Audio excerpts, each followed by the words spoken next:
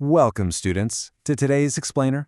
Let's be honest for a second. Literally every time you open your social media feed, it is absolute chaos, right?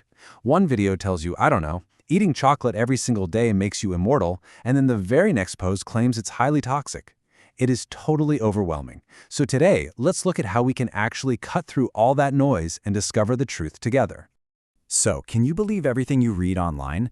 I mean, think about the last absolutely crazy headline you scrolled past on TikTok or Instagram.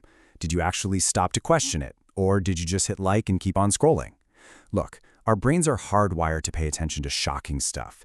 But just because something spreads like wildfire and goes viral, well, that definitely doesn't mean it's true.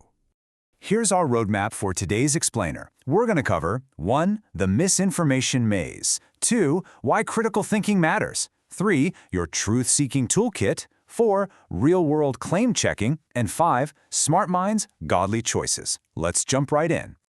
Okay, part 1. The misinformation maze. Navigating the noise.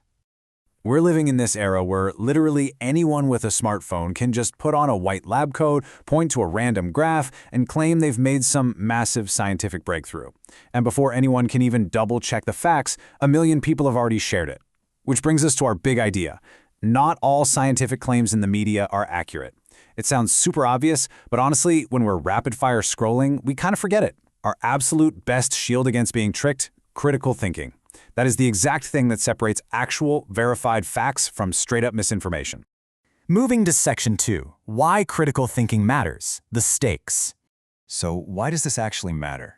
Well, because falling for fake science isn't just some harmless little mistake.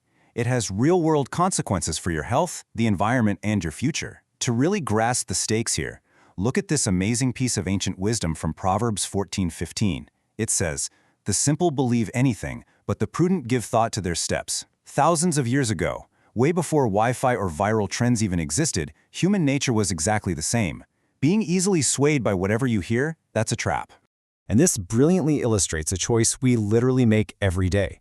We can be the simple, just acting on false or misleading info and falling into traps that end up harming us and our communities, or we can choose to be the prudent.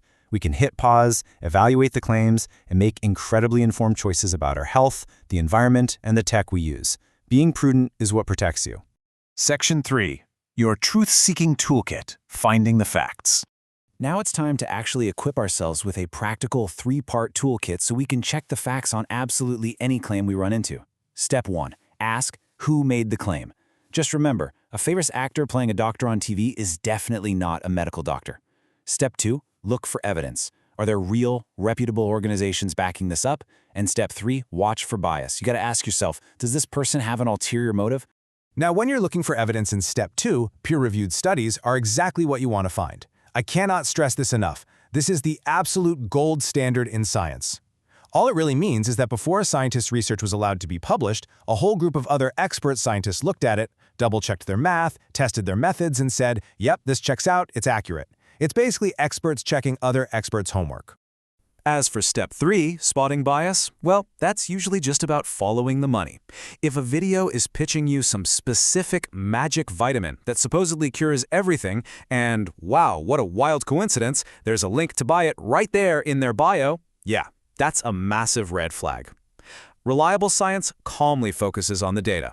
Unreliable science, on the other hand, relies heavily on emotional manipulation and high-pressure sales tactics. All right, section 4, real-world claim checking, testing our skills. Let's put on our detective hats and apply this brand new toolkit. Imagine you see an ad for a miracle pill that promises you'll drop 20 pounds in 2 weeks with zero exercise. Right away, we check for studies. None. And surprise, surprise, they're selling the pill. The verdict? Totally unreliable. Now, contrast that with a study saying Arctic ice is melting faster. We look a bit closer and find it was published in a peer-reviewed journal by actual, verified climate scientists. The verdict there? High credibility. Oh, and what about that crazy viral post claiming microwaved water is toxic? Absolutely zero proof, debunked literally everywhere. That one's just pure false misinformation.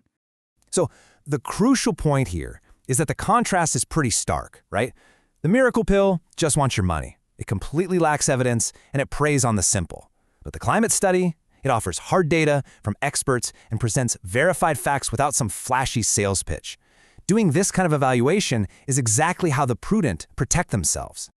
Finally, Section 5, Smart Minds, Godly Choices, the bigger picture. So you might be wondering, why go through all this effort to become sharp, analytical thinkers? Well, here is our philosophical anchor. Education has to be combined with biblical morality. Think about it. What is the point of being incredibly smart and being able to spot bias perfectly if you still end up making bad moral choices? An intelligent person who lacks a moral compass can cause just as much damage as someone spreading viral fake news. We genuinely need both. And that specific combination, that is where true peace is found. Romans 8:6-7 gives us this incredible promise. It promises peace of mind to everyone who keeps their mind spiritual. When you engage your brain to critically evaluate the crazy world around you, but you also ground your heart in strong spiritual morality, you aren't just protecting yourself from sketchy internet scams. You're actually securing a really deep, lasting peace of mind. You become a truly grounded individual, even when the world is chaotic.